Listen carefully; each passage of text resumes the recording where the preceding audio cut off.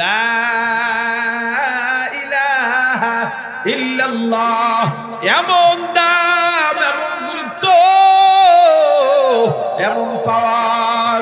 তুমি হিন্দু, তুমি বৌদ্ধ, তুমি খ্রিস্টান, তুমি ইহুদি, তুমি নাসারা, যদি তোমার কলবে ঈমানের নূর ঢুকাইতে চাও, লা ইলাহা ইল্লাল্লাহর গণ্ডি না পার হইয়া কলবে ঈমানের নূর ঢুকাইতে পারবা না।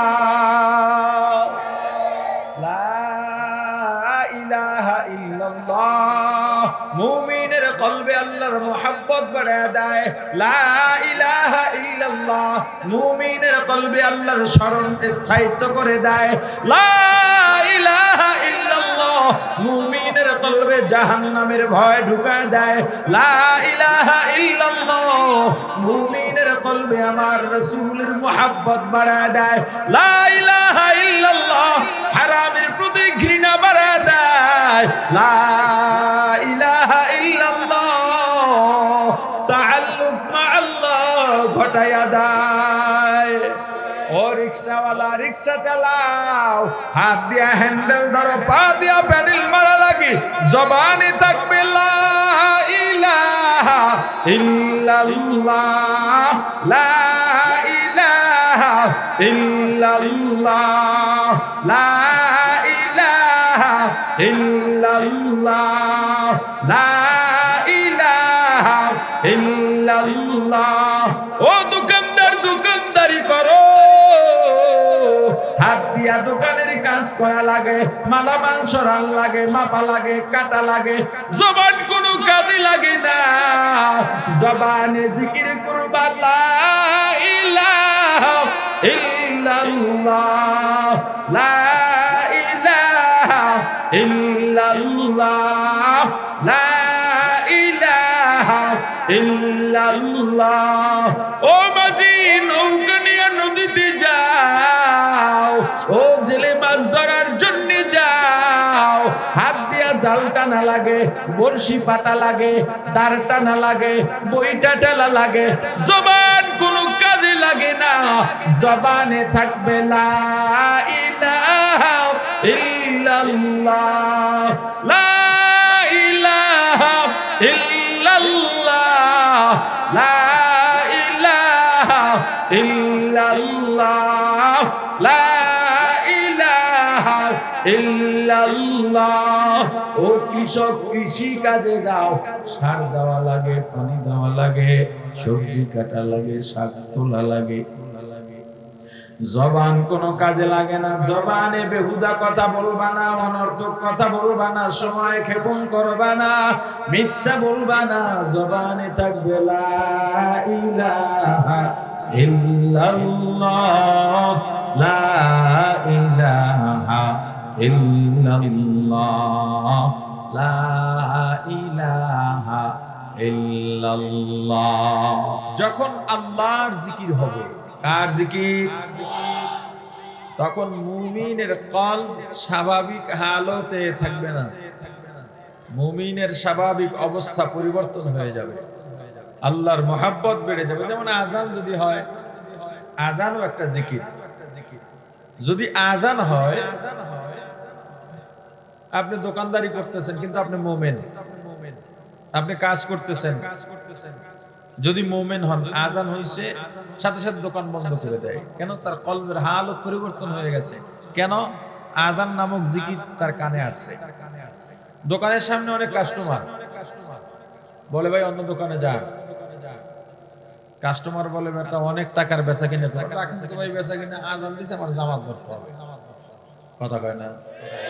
মসজিদের সামনে একটা কাপড় টানা, এখন নামাজের সময় আছে না নাই? যেমন এখন বয়ান চলে, মাইকের আওয়াজ অনেকে পায় কি পায় না, কথা বলে।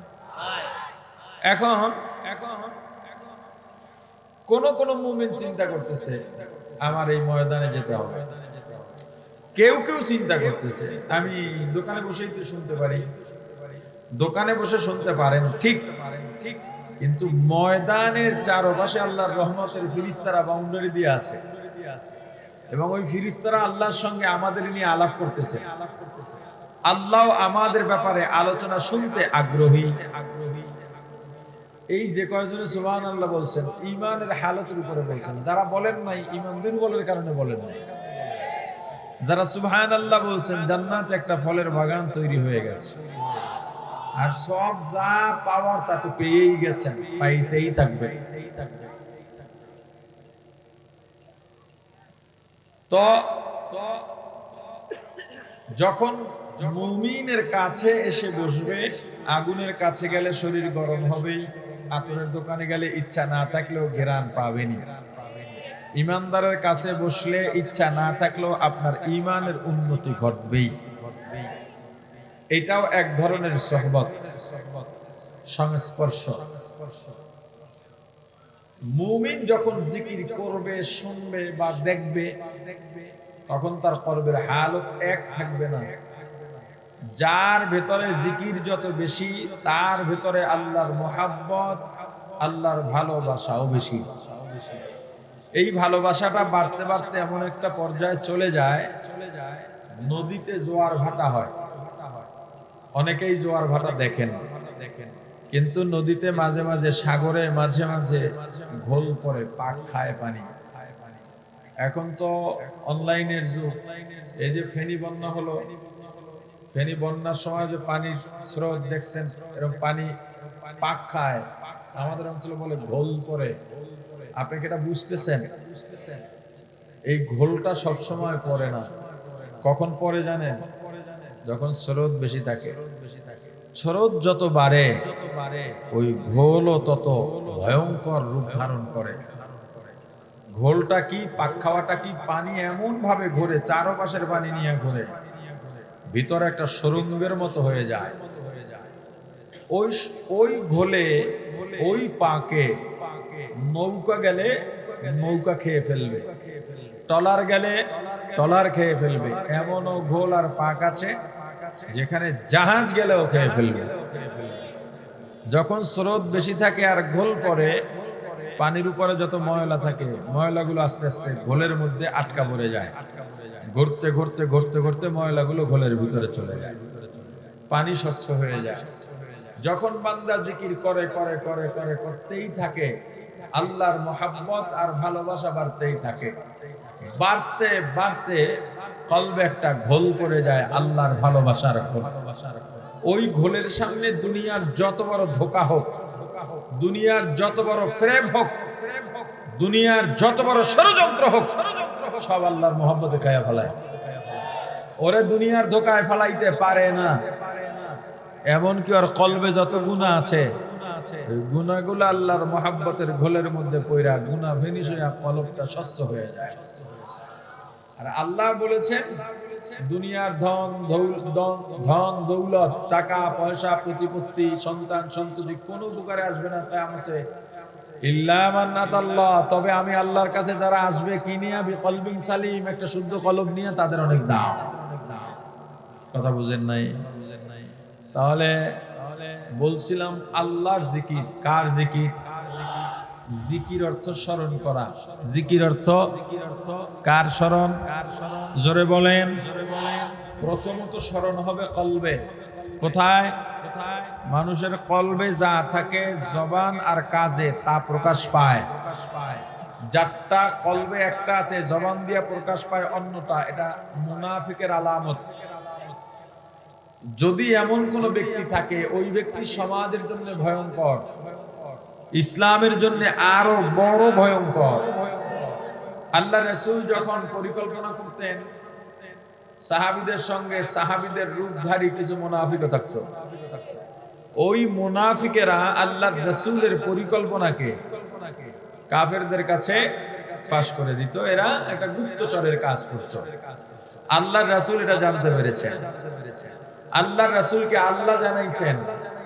আল্লাহ রাসূল যখনই জানতে পেরেছেন, তখন থেকে আল্লাহর রাসূল বলতেন, আমরা আজকে শনি একটা দিয়া চিটাং রোডে আমরা কুমিল্লা যাব।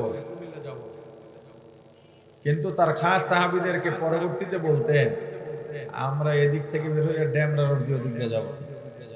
মুনাফিক ফাঁস করলেও মুমিনরা বিপদে পড়তো না। এই সমাজে ইসলামের ব্যাপারে যারা নেফাকি করে এরা এই সমাজের জন্য ভয়ঙ্কর, এই জাতির জন্য ভয়ঙ্কর, এই দেশের জন্য ভয়ঙ্কর, ইসলামের জন্য ভয়ঙ্কর, মুসলমানের জন্য ভয়ঙ্কর, মানবতার জন্য ভয়ঙ্কর, পরকালের জন্য ভয়ঙ্কর।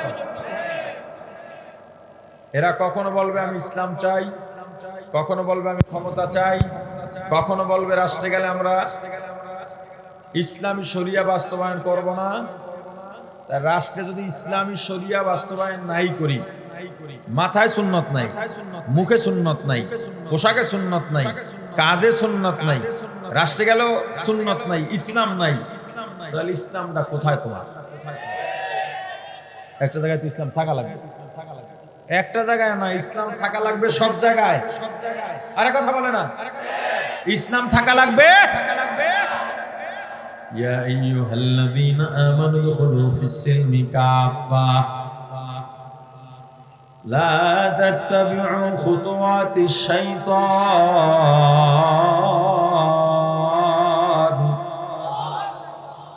ইন্নাহু লাকুম আদুউম মুবিন।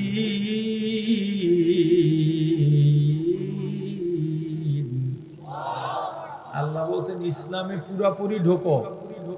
একটা গ্লাস রেখে গ্লাসে যদি পানি রাখা হয়, এখনো 1 ফোঁটা পানি দেওয়া যায়, এই গ্লাসটা কি পূর্ণ? যতক্ষণে 1 ফোঁটা পানি দেওয়ার মতো জায়গা থাকবে ততক্ষণ গ্লাসটাকে পূর্ণ বলা যাবে। ঠিক তদ্রুপ ভাবে ইসলাম, যদি বলো টুপির মধ্যে ইসলাম নাই, দাড়ির মধ্যে ইসলাম নাই, পোশাকের মধ্যে ইসলাম নাই, হতে পারে কথা ঠিক, কারণ অনেক হিন্দুরাও টুপি মাথায় দেয়। টুপির মধ্যে যদি ইসলাম থাকতো ও টুপি মাথায় দিত না, কথা কয় না? টুপির মধ্যে ইসলাম থাকলে অনেক সৌদিয়ান আছে নামাজ রোজা কিছুই করে না, কিন্তু জুব্বা পরে, কথা বলে না, আছে না নাই? কিন্তু ইসলামের মধ্যে টুপি আছে, ইসলামের মধ্যে সুন্নত আছে, ইসলামের মধ্যে দাড়ি আছে। যে দাড়ি ছাড়লো সে ইসলামের মধ্যে একটা বিধানকে ছাড়লো, যে টুপি ছাড়লো ইসলামের মধ্যে একটা সুন্নতকে ছাড়লো, যে জুব্বা ছাড়লো পাঞ্জাবি ছাড়লো সে ইসলামের মধ্যে একটা সুন্নতকে ছাড়লো। কথা বলেন না? তো জিকির মানে স্মরণ, এটা প্রথম হবে কোথায় বলছিলাম? মানুষের কলবে যেটা থাকে কাজে এবং কথায় সেটাই প্রকাশ পায়। চাপাইয়া রাখলেও চাপাইয়া রাখতে পারে না, কোনো না কোনো সময় সেটা বের হবেই। যদি কেউ অন্তরে রাখে দুনিয়ার লোভ, কিন্তু মুখে বলবে ইসলাম ইসলাম ইসলাম, এক সময় তার কলবের কথাটা বের হয়েই যাবে যে আমরা ইসলামী না, আমরা রাজনৈতিক। বোঝেন ব্যাপারগুলো? মুসলমানের সকল কাজের রূহ কি? ইখলাস এবং তাকওয়া। প্রত্যেকটা জিনিসের রূহ আছে। এই যে আমাকে দেখেন, আমার রূহ না থাকলে আমার অস্তিত্ব আছে? কথা বলেন। প্রত্যেকটা জিনিসের রূহ আছে। মুসলমানের সকল বৈধ কাজের রূহ হলো ইখলাস এবং তাকওয়া। কথা বলে না? মুসলমানের কাজের রূহ কি? ইখলাস এবং তাকওয়া। যারা এর বাইরে গিয়া আল্লাহর ভরসা বাদ দিয়া শুধু দুনিয়া নিয়ে ভাববে, ওই ইসলাম ও বিশাল পীর হতে পারে, 22-23 পাগড়ি বান্দা বিশাল বুজুর্গ হতে পারে, ইসলামের 4 পয়সার উপকার তারে দেয়া হবে না। কলবে আল্লাহর জিকির থাকবে, এটা প্রকাশ পাবে 2 ভাবে। কয় ভাবে? এক, জবানের মাধ্যমে প্রকাশ পাবে।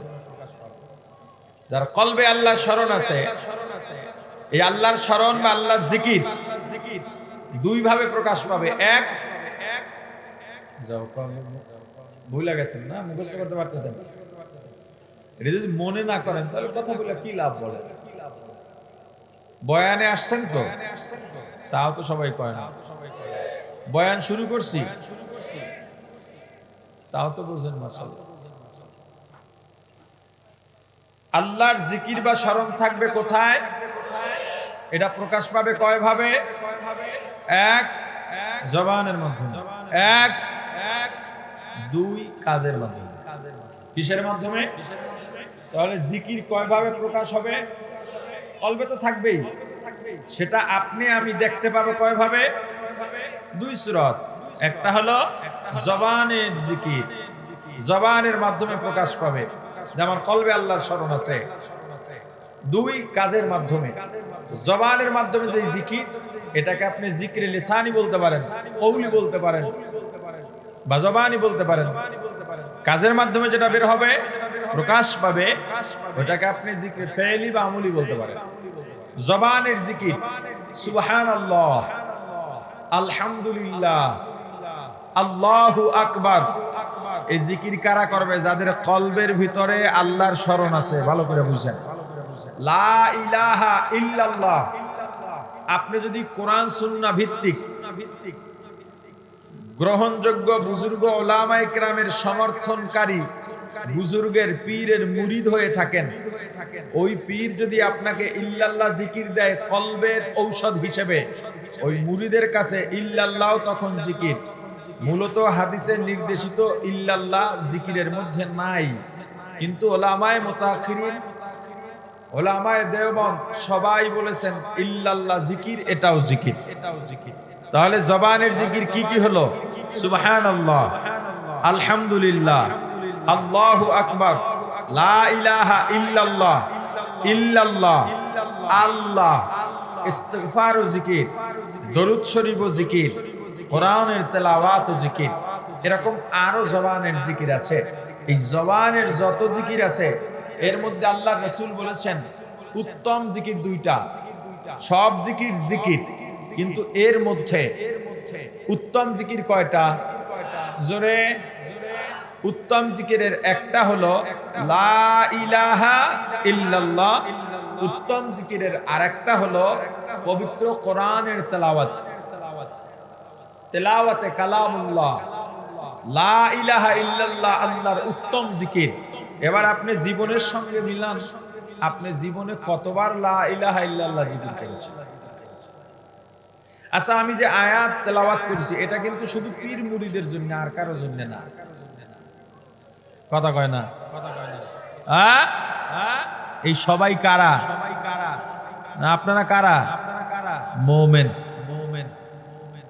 যত মুমিন আছে, দলমত বুঝি না, কিন্তু জিকির আমার কাছে মনে হয়েছে যে যেহেতু সমাজে জিকির টিকির নাই, পীরের মুরিদেরা জিকির করে, পীরের মুরিদের জন্যই মনে হয় আল্লাহ নাজিল করছেন। কথা কয় না? সবার জন্য করলেও আওয়ামী লীগের জন্য এই আয়াত না। সব আওয়ামী লীগ তো পলাইছেন, বিএনপির জন্য এই আয়াত না। আচ্ছা, এখানে ময়দানে যারা আছেন আওয়ামী লীগ বিএনপির লোকজন নাই, তুমি কি তোমাকে মুমিন দাবি করো? কথা বলে না? তাহলে জিকির কেন করো না বলো? এই আয়াত তো তোমার জন্য, তুমি কেন জিকির করো না?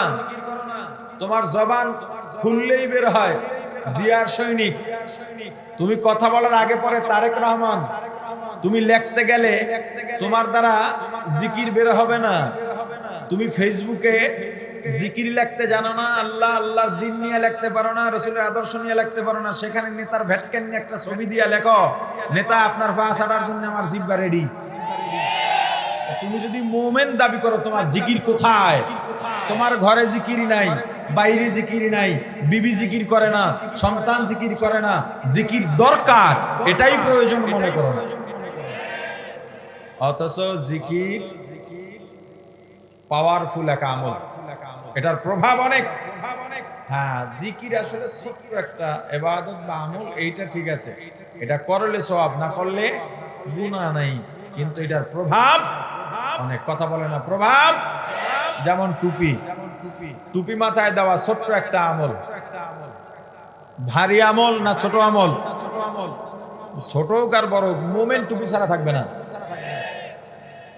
এটা হলো ফার্স্ট অফ অল, মুমিন টুপি ছাড়া থাকবে না। এরপরে ধরলাম টুপি ছোট আমল, বড় আমল না, কিন্তু এটার প্রভাব অনেক। যারা বলে মেয়ের টুপি মাথায় দেওয়া লাগবে, কোথায় আছে? শরীয়তে এত বাধ্যবাধকতা নাই। এগুলো কারা বলে? যারা টুপি মাথায় না থাকলে অনেক যেই সমস্ত অন্যায় সুবিধা গ্রহণ করা যায় ওরা বলে, যারা অন্যায় করে না ওরা টুপির ফতুয়ায় এসব কথা বলে না। টুপির আমল ছোট, প্রভাব কথা বলে না। যেমন টুপি মাথায় দিয়ে সিনেমায় যাইতে পারবেন? আপনি সিনেমার দরজায় গেলে সিনেমার দারোয়ানে আমরা ধাক্কা দিয়ে যা বেটা টুপি মাথায় দিয়ে সিনেমায় আইছো, এটা বদমাশ। আরে কথা বলে না। জুয়ার আড্ডায় যাইতে পারবেন? টুপি মাথায় দেখলে বাকি জুয়ারিরা কইবে দুনিয়া লয় হয়ে যাবে, টুপি মাথায় দিয়া তোরে আমি জুয়া খেলতে দিলাম। কথা বলে না যে সব হতে পারে, আমরা নিজেরা অন্যায় করি, টুপির অপমান হতে দেব না। এই যে এখন চা দোকানে, বিভিন্ন রেস্টুরেন্টে টিভির বাক্স, শয়তানের বাক্স আছে না নাই? শনি ব্যাকরা নাই? আছে। এক কাপ চা 2 ঘন্টা টিভি ফ্রি। এখন ওখানে যদি একজন টুপি মাথায় দিয়া বসে থাকে, টিভির দিকে তাকায়া বাকি আরো 5 জনে টিভি দেখে, ওই 5 জনার একজন কেউ খারাপ বলে না, গুনাহ করতেছে ঠিক, ওই 5 জনের মধ্যে দিয়ে একজন বলতেছে দেখ লোকটা কি খারাপ, টুপি মাথায় দিয়া টিভির দিকে তাকায় রইছে, নিজেও কিন্তু টিভি দেখে। কথা বলে না, নিজেও টিভি দেখে, সেও তো ভালো না, কিন্তু কেউ কাউকে কিছু বললো না, টুপি মাথায় দিয়া বসলেই বলে লোকটা কি খারাপ। তাহলে টুপি ছোট্ট আমল, প্রভাবটা কত? সিনেমার দরজা থেকে, সিনেমার মতো গুনাহ সেই দরজা থেকে আপনাকে ধাক্কায়া বাইর করে দেয়। জুয়ার মতো বড় গুনাহ সেখান থেকে আপনাকে উঠাইয়া দেয়। তাহলে জিকির ঠিক এইভাবে ছোট্ট একটা আমল, এটার প্রভাব এত বেশি, জিকির না করলে বুঝবেন না। আপনি নিরিবিলি একদিন বসে একা একা গুনগুনায়া ছোট্ট ছোট্ট করে লা ইলাহা ইল্লাল্লাহ জিকির করবেন, আর খেয়াল করবেন একটু কোনো বালাগাত ফাসাহাতের দরকার নাই, গবেষণার দরকার নাই, শুধু বলবেন আল্লাহ ছাড়া আমার কেউ নাই, আল্লাহ ছাড়া আমার আপন আর কেউ না, আমার আল্লাহই সব, আমার যত দুঃখ সব আল্লাহকে বলবো, আল্লাহকেই বলতেছি, আমার আল্লাহকেই ডাকতেছি। এইভাবে মনে মনে নিয়ত এটা থাকবে, খেয়াল এটা বারবার এটাই দোহরাবেন। আর জবানে লা ইলাহা ইল্লাল্লাহ, আল্লাহ, আল্লাহু আকবার, সুবহানাল্লাহ, আলহামদুলিল্লাহ জিকির করবেন, দেখবেন পাথর হৃদয়টাও মোমের মতো গলে যাবে। যখনই মনটা নরম হবে দেখবেন চোখের থেকে, জীবনে কান্দেন নাই, হঠাৎ দেখবেন চোখে পানি, গাল বাইয়া বুক ভিজে যাচ্ছে, এবং এই কান্নায় এত মজা, এই কান্নায় এত আনন্দ, দেখবেন বুকে চাপা বেদনা কষ্ট এই কান্নার পরে সব হালকা হয়ে গেছে, মনে হবে নিজেকে পবিত্র পবিত্র, মনে হবে জীবনের প্রথম ভালো একটা কাজ করলাম। এখন আজকে বয়ান থেকে কি নিয়ে যাবেন? আমি আপনাকে মুমিন বানাইয়া দিতে আসি নাই, আপনাকে জান্নাতের সার্টিফিকেট দিতে আসি নাই, আপনাকে আল্লাহর একদম নিকটবর্তী বানাইতেও আসি নাই। বলবেন তাহলে হুজুর আসছেন কেন, জানগা অন্য কেউ বসুক না, আমি একটা কাজে তো আসছি। কথা বলে না, আমি আসছি আপনার বন্ধ কলবের দরজায় নক করতে, আপনার ঘুমন্ত কলবকে জাগিয়ে দিতে। কি করছিলাম, কি করা দরকার, আসলে তো একটা ভাবনার জগতে আপনি হারিয়ে যাবেন, সেই হারাবার পথটা দেখাতে চাই। আমি আপনাকে জাগাইয়া দিই, আপনি নিজে দেখেন আপনার আমলের অবস্থা কি, আপনার ক্ষেতের অবস্থা কি, কোথায় পানি লাগবে, কোথায় সার লাগবে, ফল ফলাদির অবস্থা কি, পরিচর্যা লাগবে কিনা, আমি জাগাইলাম, আপনি দেখেন, প্রয়োজন মনে করলে পরিচর্যা করেন, প্রয়োজন মনে না করলে আবার ঘুমান, আপনার বাগান ছাগলে খায়া ফেলাক, আমার কিচ্ছু আসবে যাবে না। কারণ আপনার বাগান পরিচর্যা করার দায়িত্ব আমার না, আপনার ঘুম ভাঙানোর দায়িত্ব আমার। আমি ইসালিলাত তরিক, এর বাইরে কোনো শক্তি আমার নাই। আল্লাহ আমার রাসূলকে বলেছেন ইন্নাকা লা তাহদি মান আহবাবতা, আপনি দুনিয়ার কাউকে হেদায়েত দিতে পারবেন, আপনি পারবেন পথ দেখাইতে। আমি আপনাকে বলছি এই শনির আকড়া থেকে যদি চিটাং রোড যেতে হয়, এই সোজা রোডে যাবেন, আপনি গিয়া যদি এই মাতুয়াইলের আগে ডাইনে বামে ঢোকেন, ওটা আমার দেখার বিষয় না। কথা বলে না, আমি পথ দেখাইতে পারবো, পৌঁছায় দিতে পারবো না, ওটা আল্লাহর কাজ। ঠিক তদ্রুপ ভাবে আপনার আমলের অবস্থা কি দেখেন, পরিচর্যার দরকার আছে কিনা একটু ভাবেন, বালিশে মাথা লাগিয়ে একটু ভাবেন। এই যে চলি ফিরি কথা বলি, আজরাইল আসবেই, এই ব্যাপারে পৃথিবীর কারো সন্দেহ নাই। মুসলিম অমুসলিম ছোট বড় সাদা কালা, সবাই জানে আজরাইল আসবে, মৃত্যু হবে, কখন আসবে কেউ জানে না। এই যে কথা বলি, হঠাৎ এসে পড়বে। আচ্ছা, আমার অবস্থাটা কি হবে? আজরাইল কেমন হবে? মুআমালাটা কেমন হবে? আমি তাকে কিভাবে ফেস করব? আসলে আমার শক্তি আছে কিনা? পৃথিবীর সবচেয়ে যন্ত্রণা মৃত্যু যন্ত্রণা, পৃথিবীর সবচেয়ে ভয়ঙ্কর অন্ধকার কবরের অন্ধকার। আমি কবরে কেমনে থাকবো? ওই কবরের স্থানে বাবা শুয়ে আছেন, মা শুয়ে আছেন, আত্মীয় স্বজন শুয়ে আছেন, আমারও যাওয়া লাগবে, থাকতে পারবো না। একটু ভাবেন, একটু ভাবেন, আপনার মনুষ্যত্ব ফিরে আসবে।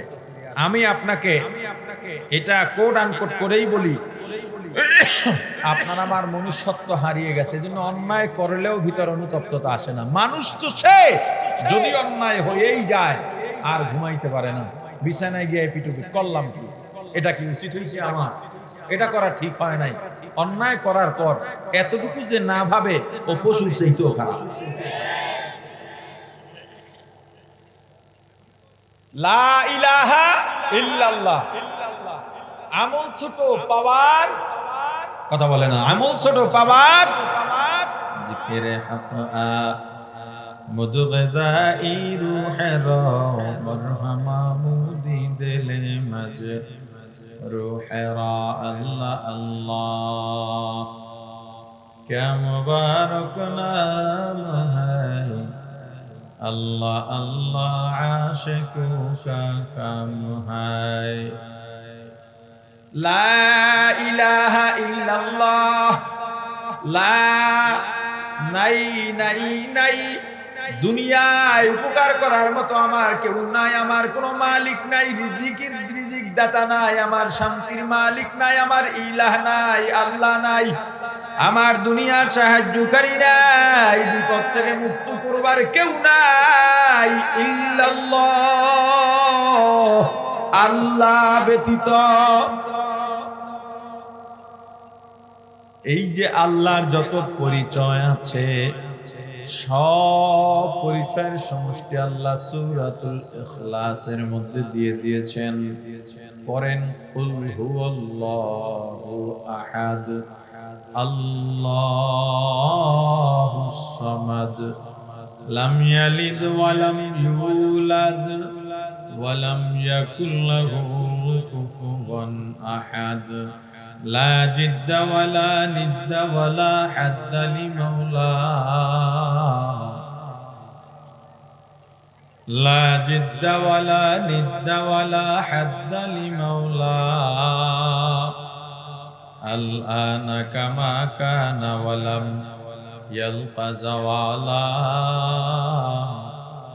الآن كما كان ولم يلق زوالا لا جد ولا جدة لا عم وخالا لا جد ولا جدة لا عم وخالا لا هيئ لا صورة لا شبه لمولاه لا هيئ لا صورة لا شبه لمولى لا إله إلا الله لا إله إلا الله لا إله إلا الله لا إله إلا الله لا إله إلا الله لا إله إلا الله لا إله إلا الله এমন দাম, এমন গুরুত্ব, এমন পাওয়ার। তুমি হিন্দু, তুমি বৌদ্ধ, তুমি খ্রিস্টান, তুমি ইহুদি, তুমি নাসারা, যদি তোমার কলবে ঈমানের নূর ঢুকাইতে চাও, লা ইলাহা ইল্লাল্লাহর গণ্ডি না পার হইয়া কলবে ঈমানের নূর ঢুকাইতে পারবা না। লা ইলাহা ইল্লাল্লাহ মুমিনের কলবে আল্লাহর মুহাব্বত বাড়ায় দেয়। লা ইলাহা ইল্লাল্লাহ মুমিনের কলবে আল্লাহর স্মরণ স্থায়িত্ব করে দেয়। লা ইলাহা ইল্লাল্লাহ মুমিনের কলবে জাহান্নামের ভয় ঢুকায় দেয়। লা ইলাহা ইল্লাল্লাহ মুমিনের কলবে আমার রাসূলের মুহাব্বত বাড়ায় দেয়। লা ইলাহা ইল্লাল্লাহ হারামের প্রতি ঘৃণা বাড়ায় দেয়। লা ইলাহা ইল্লাল্লাহ তাআল্লুক মা আল্লাহ ঘটায়া দেয়। মুমিন রিকশাওয়ালা রিকশা চালাও, হাত দিয়া হ্যান্ডেল ধরা লাগে, পা দিয়া পেডেল মারা লাগে, জবান কাজে লাগে না। ও দোকানদার দোকানদারি করো, দোকানের মধ্যে কাস্টমার যখন আসে দোকানের মালামাল হরকত করবার জন্য, দিক সেদিক করার জন্য, মাপার জন্য, কাটার জন্য, প্যাকেজ করার জন্য হাত কাজে লাগে, জবান কোনো কাজে লাগে না। হে মাঝি নৌকা চালাইতে যাও, দাঁড় টানা লাগে, বইটা বাওয়া লাগে, জবান কোনো কাজে লাগে না। কৃষক কৃষি কাজে যাও, হাত কাজে লাগে, ফসল কাটা লাগে, সবজি তোলা লাগে, শাক কাটা লাগে, সার দেওয়া লাগে, পানি দেওয়া লাগে, জবান কোনো কাজে লাগে না।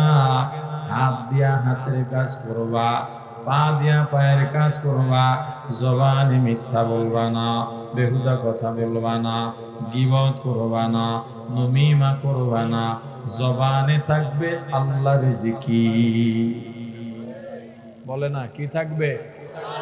ও রিকশাওয়ালা রিকশা চালাও, হাত দিয়া হ্যান্ডেল ধরো, পা দিয়া প্যাডেল মারা লাগে, জবানে থাকবে লা ইলাহা ইল্লাল্লাহ, লা ইলাহা ইল্লাল্লাহ, লা ইলাহা ইল্লাল্লাহ, লা ইলাহা ইল্লাল্লাহ।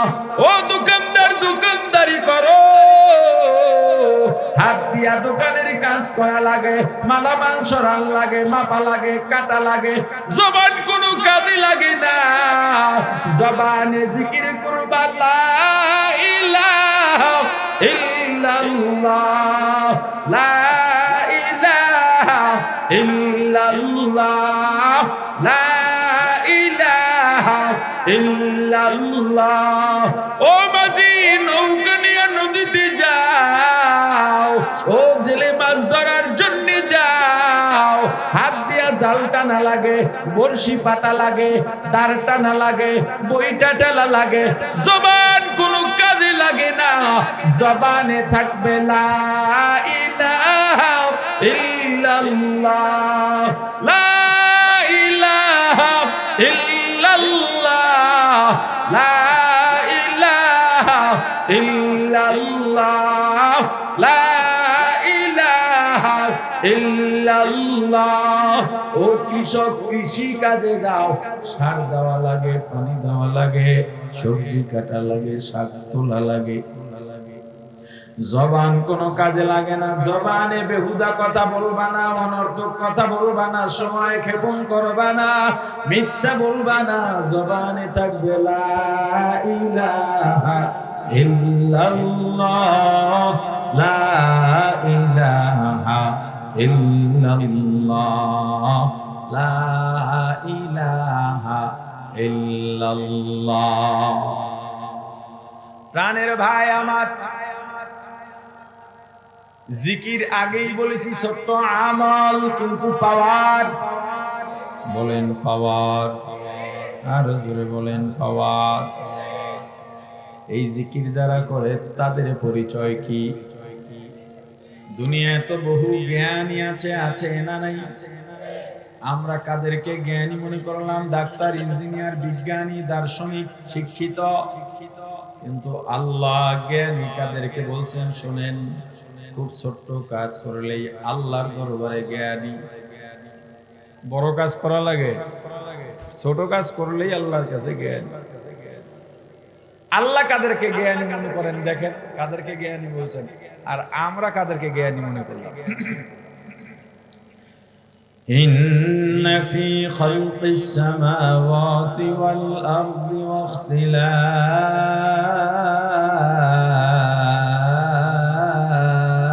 ইখতিলাফ اختلاف الليل والنهار لآيات لأولي الألباب اختلاف الليل والنهار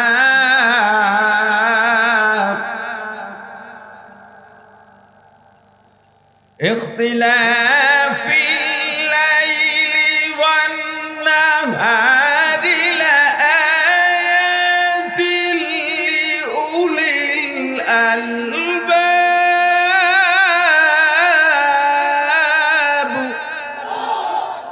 আল্লাহ বলেন আমার আসমান ও জমিনের মাঝে আমার যত সৃষ্টি আছে এবং রাত দিনের আবর্তন, এই যে দিনের মধ্যে রাত ঢুকে যায়, রাতের মধ্যে দিন ঢুকে যায়, কখনো এই যে আমরা এখন মাগরিবের নামাজ পড়ি কয়টায়? 5:30। 5:30 বললেই চলে। কয়দিন আগে পড়ছি কয়টায়? 5টার মধ্যেই বলা যায়, ঠিক না? কিন্তু এমন একটা সময় আছে বছরের মধ্যে 5টার সময় কেবল আসর আজান দিই, কথা বলে না।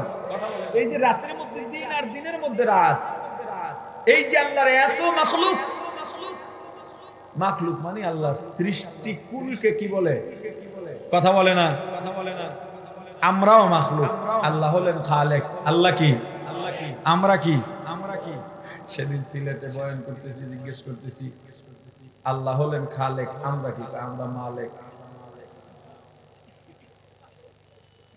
আল্লাহ কি? আমরা কি? মাখলুক। এই মাখলুক নিয়া এর মধ্যে নিদর্শন আছে কাদের জন্য? জ্ঞানীদের জন্য। নিদর্শন কিসের? আল্লাহকে চেনা নিদর্শন, জান্নাত জাহান্নাম বিশ্বাসের নিদর্শন, আল্লাহর আযাব ও গজবের নিদর্শন, আল্লাহর গায়েবের উপর ঈমান আনার নিদর্শন। পাবে কারা? যারা জ্ঞানী। কথা বলে না। পাবে কারা? যারা জ্ঞানী।